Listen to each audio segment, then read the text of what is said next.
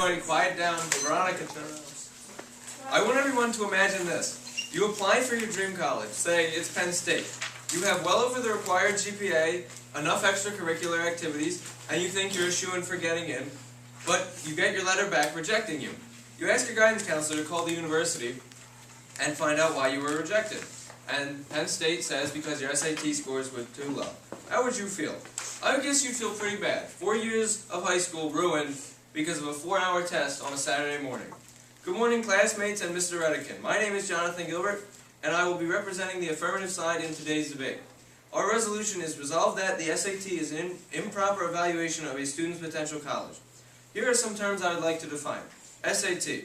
This is the scholastic assessment test that many people must take to get into the majority of American colleges. Evaluation. According to dictionary.com, evaluation means to judge or determine the significance, worth, or quality of. Potential is capable of being or becoming. So in this case, it would be a college that a student can go to. And college, the definition of college is an institute of higher learning. So I firmly agree with the resolution that the SAT test is an improper evaluation of a potential college for a student. This test should not be used because taking a 4-hour test is not a good way to evaluate a student's performance on how they'll do in college. The 3 reasons I believe the SAT test is improper is because the test does an inadequate way of predicting a student's success in college. Scores can essentially be bought by people of higher socioeconomic classes, and people can still be smart and write for college even if they aren't good at math or reading.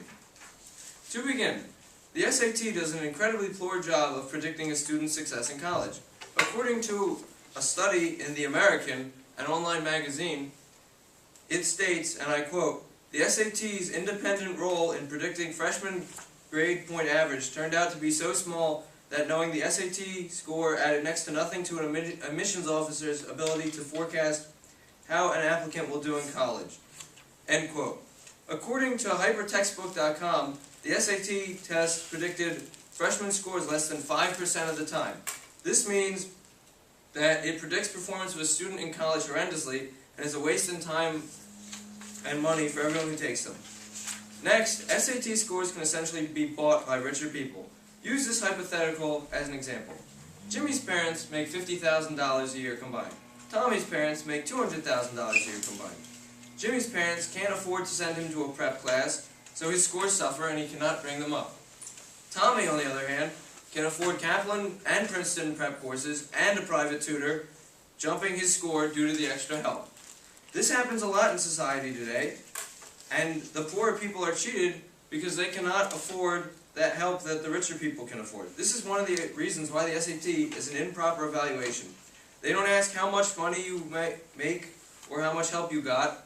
They just calculate the number of correct and incorrect answers despite this injustice. Lastly, what if somebody wants to study art in college and isn't good in math?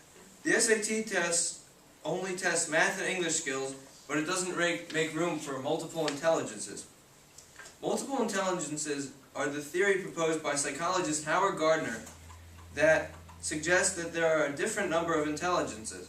The full range of human abilities, he suggested, simply cannot be captured by a single number on a test or quiz.